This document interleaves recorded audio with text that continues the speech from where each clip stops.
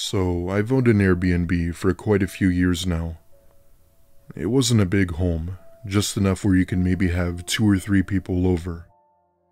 However, my house is located right near Miami Beach with a nice area, so it was common for people to take notice.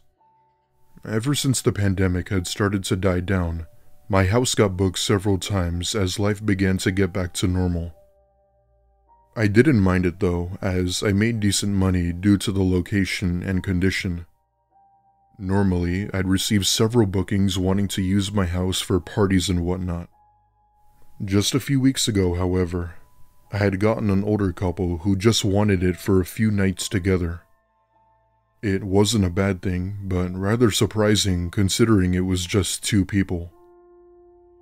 I'd like to mention that I rarely see or communicate with the people who use the house unless they needed something. Anyway, it had been day 2 of the stay, and I was at my girlfriend's apartment having dinner when my phone goes off. I look at it and see that it's the couple texting me.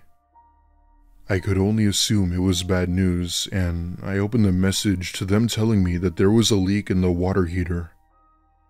This was weird, as I make sure everything in the house is in pristine condition when booked. However, no running water was unacceptable, and I tell my girlfriend that I'd be back and that I was going to fix it. Upon arriving to the house, I immediately noticed that there were now 2 cars in the driveway. Figuring that they must have had people over, I dismiss it even though it wasn't really allowed. I go inside the house and the husband tells me that there's a water heater leak in the garage. I politely tell him that I'd get it fixed and that he had nothing to worry about. We head to the garage and he shows me where the leak was and points to the nut from where the water goes through. However, the so-called problem he was complaining about was something a person without a brain could easily fix. The bolt to the water heater had been loosened and was far from broken. As a matter of fact, I could now see one of my wrenches sitting on top of the heater, indicating that this was done on purpose. It was then when I started to get an uncomfortable feeling as the man just stood there staring at me. I take the wrench and tighten the screw, stopping the leaking water. Well, it's fixed. Enjoy the rest of your stay. He then profusely tells me to wait and asks if I could help him with one last thing. He tells me that there was something wrong with the cable in the guest bedroom. Now, the guest bedroom is upstairs, and when I looked at it, I noticed that it was completely dark up there. He gestures me to go first, to which I tell him why. He then tells me that it was my house and that he didn't want to be rude. I hesitantly walk slowly up the stairs toward the dark hallway. As I'm about halfway up the stairs, I can very faintly see someone standing at the top of the stairs staring down at me. Even through the pitch darkness, I can see this person holding something with a shade of yellow. It only took me another few seconds to realize that it was a crowbar. I stop dead in my tracks and turn around and tell him that I had to go, but that I'd be back later. However, instead of persuading me to go upstairs, he simply stared toward me and said nothing as I left the house. At this point, I'm inside of my car on the phone with the police telling them the situation. I didn't go back to my house until the police gave me the update, which eventually, of course, they did. Upon arrival, they were shocked to find that nobody was there and no signs of any damage. The only things that were stolen was a flower vase my mom had given me and the TV. Needless to say, I stopped using that house as an Airbnb as I didn't want to take any chances. Miami police were never able to identify who these people were or where they were. While it was a sucky situation, 3 questions still remain unanswered. What were their intentions? Who was holding that crowbar? And what would have happened had I gone up the stairs? It gives me goosebumps till this day.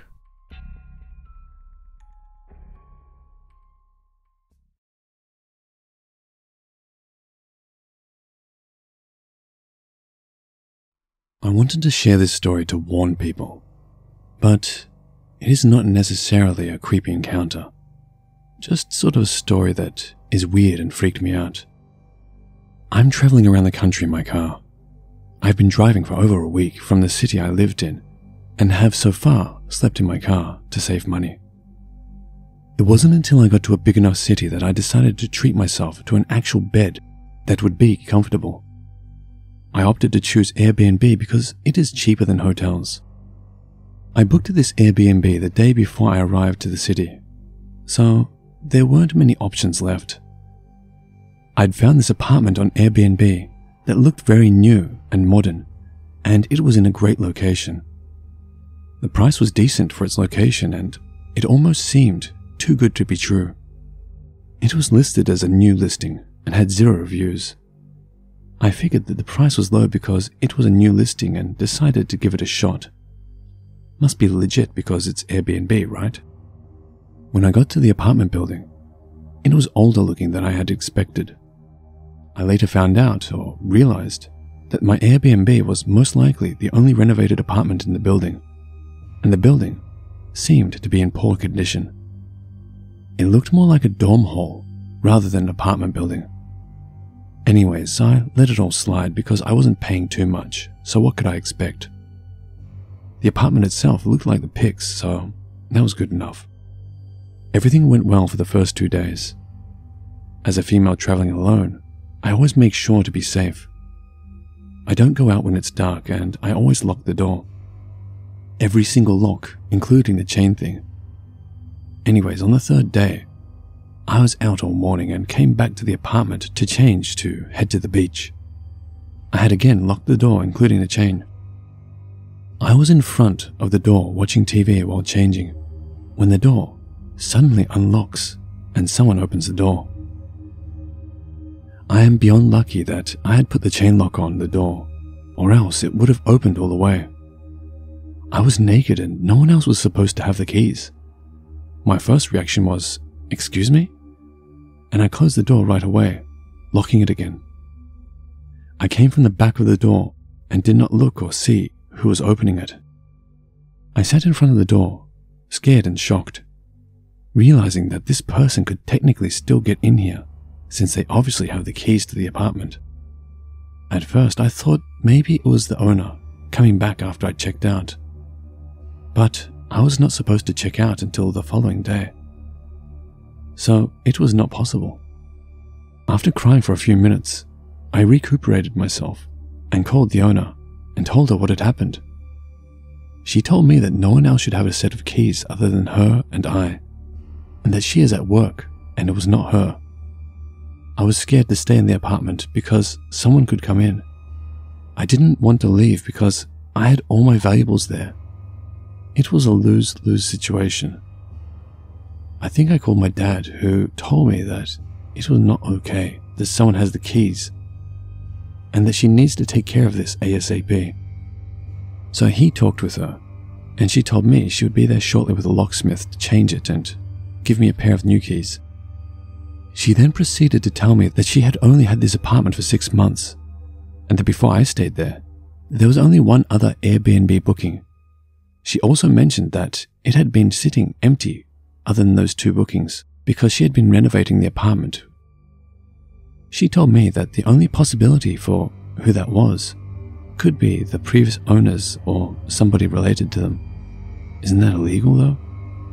That possibility or theory really messed with me. How is it possible that I was gone all day, every day, and the 10 minutes I was home during the daytime, someone tries to come in? Did they know I was there? What were they coming in for? If this apartment has been sitting empty for half a year, maybe they did this frequently. Or maybe they saw me come in and tried to do something to me. These questions are constantly on my mind. I just know I am so lucky that I put the keychain on the door. Needless to say, I won't be leaving a good review, and I won't be staying in an Airbnb that has no reviews or seems too good to be true.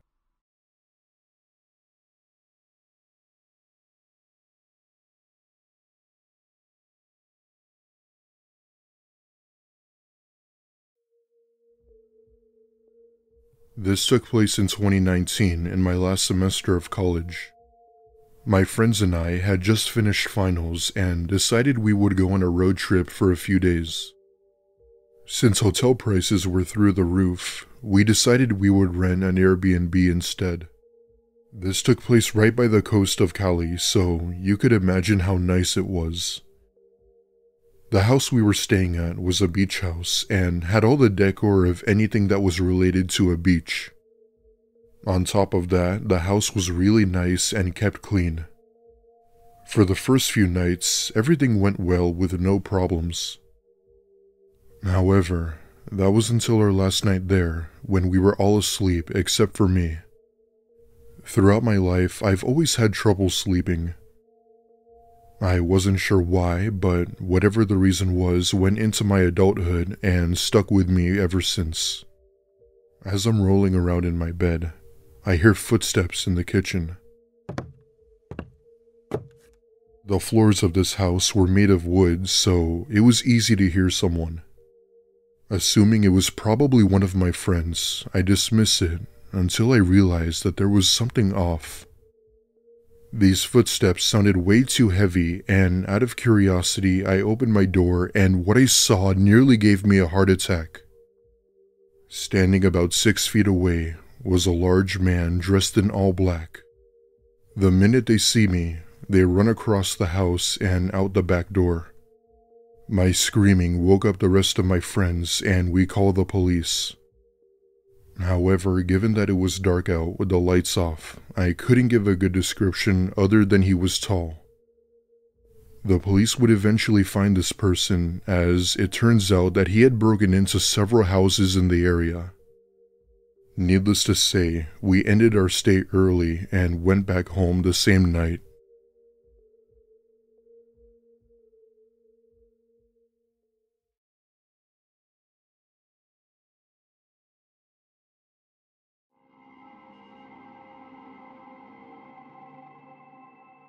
Just before the pandemic hit, my girlfriend and I took a vacation into the woods of Vermont. Getting there was absolutely amazing. We took our vintage Jeep on the several-hour journey and enjoyed the stunning mountain views as we lumbered along the dirt roads towards our rented vacation spot. As I said, getting there was amazing. Roads, paralleling rocky rivers, the mountains, the trees, and the rumble of the engine. Honestly, I'm not sure any vacation spot can top the experience of getting there in that Jeep. The first night was a lot of fun. We sat in the hot tub, looking at the stars, which were free of light pollution from the concrete wastelands that are cities.